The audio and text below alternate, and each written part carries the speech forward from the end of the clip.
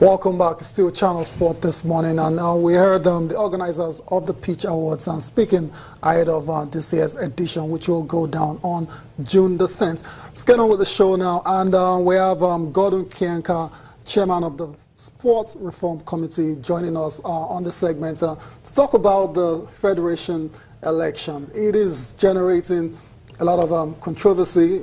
Issues keep coming in every day, and yeah, what's the development? What's the latest development from this one?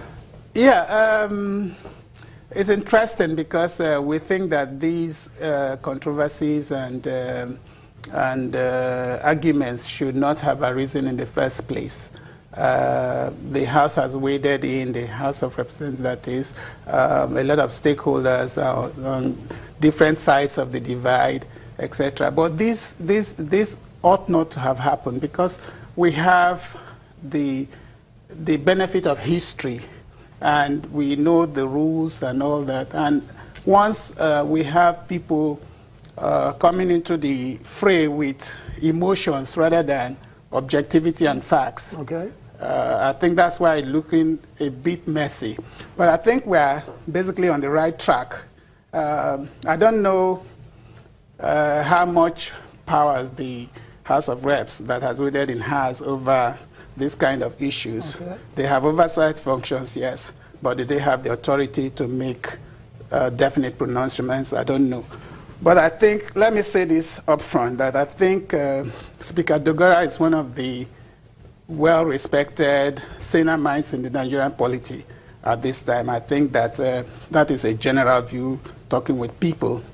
And I think that it's important that the House doesn't get to a point where the conflict of interest and emotions begin to derail the sports reform project. Yeah, well, let me cut in there. Do you think it's because of interest, that's why the House had to wait in? Because there's a House Committee on Sports, but I think they have the right to check what's happening in the ministry and also the sports industry, because it's all falls back to them, when things are not going right. Yeah, they are part of the stakeholdership, yes. So they have oversight functions like any committee of the House. But the challenge becomes when you have a member of the House Sports Committee being a president of, say, the Cycling Federation, and is deputy chairman of the House Committee on Sports. You have members of the House Committee on as members of the Finance Committee of the Nigerian Football Federation. So when he calls, say, the director of federations, not to talk about the minister, who technically is his boss. Okay. Where does he sit? Does he sit with the ministry and the federations, or he sits on the sports House Committee, or he sits in the middle? Okay. So it's the absurdity and bizarreness of this whole thing that I'm saying. What you're thinking is their own interest, because they're members of some of this federation, or rather former members, because it's been dissolved now by the sports minister. Do you think that's the reason they came up with this issues that, look, the ministry needs to shift elections and also ensure that all the things they've done, they can, bring them back? Yes, I think that is why it's not for the interest of the sport. We do not think that it's in the interest of the sport. I'll give you a few reasons. First, that conflict element is there. Two, the people who have been driving this move to upturn all the guidelines and the reforms are people who have been in the sports system for over 20, 30 years.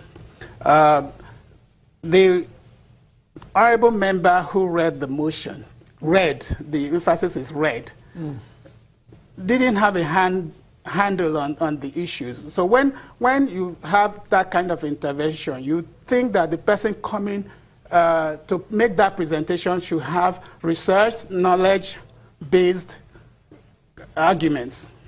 But it was obvious that some of the hawks gave him that speech because, as you know, he was talking about 2 terms when the current disposition is 3 terms. So he didn't even read or study the script that he was given. So it tells you that there was an unseen hand moving in that place.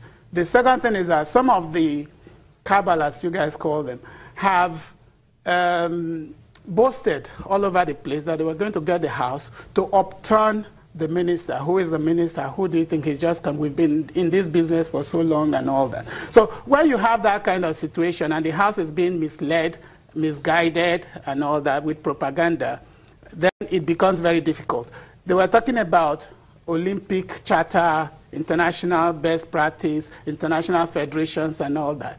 And those were bogus. I mean, if you go to the brass tacks, there's nothing in the Olympic charter or from the international federations that negates what the guidelines are. Okay, let's take the benefit of history. We have some members who were decommissioned, who were excluded from contesting.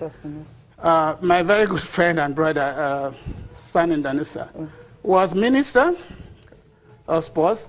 At the time he did elections, there were guidelines. He was, at that time, Minister, President of the Tennis Federation, President of the NOC. So where were the international best practice, where were the international federations when these things were happening? The second point is that up till this time, there had been only 9 to 11 colleges. I mean, the Electoral College was made up of 11 persons, 6 from the zones, and a contraption of representation from manipulated representations and all that. But that's just an allegation. No, that is fact. That's fact. Before now, you had the electorate. Like the manipulation. I did the election. I contested with Mr. Sanin Danusa in 2000, and I was firsthand. I could see what was happening firsthand. So I can say with all, sense of responsibility that those lists were always manipulated. But now you have, at that time you had an electoral college of that. That was against international best practice because you remember the Nigerian Football Federation election, every nation had 1 vote. So you cannot have associations making up the federations and they don't have a say in who becomes their president. Because the stronger the federations are, the better the state associations will be.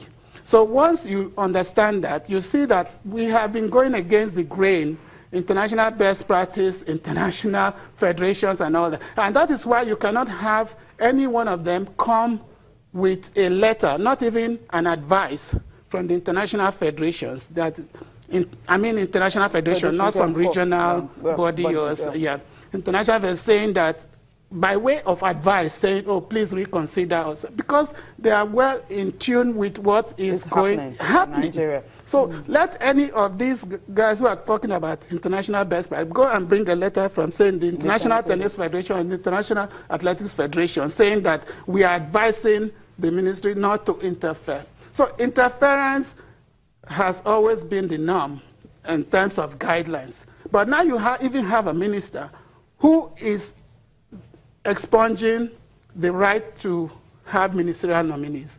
When I contested in 2000, I was the ministerial nominee. Makaku wanted me to be president of the federation, of the tennis federation. But manipulations, etc., botched that. I have no problem with that, at that time. But for the same people to come now and fault a more open and transparent process, it's a bit hypocritical. But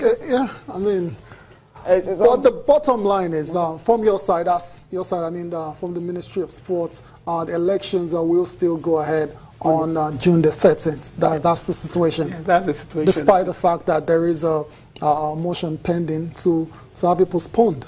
I don't know or see how those motions affect. I don't think the executive orders. They can have their say, but the executive should have their way. Except I don't know. I'm not a legal person, so I don't know what the legal implications are. But I think that the Honorable Speaker, being a sports person, because I know that he knows sports, should understand where his people are coming from, the contradictions, the vested interests and all that, and make sure that the House stays respectable. You cannot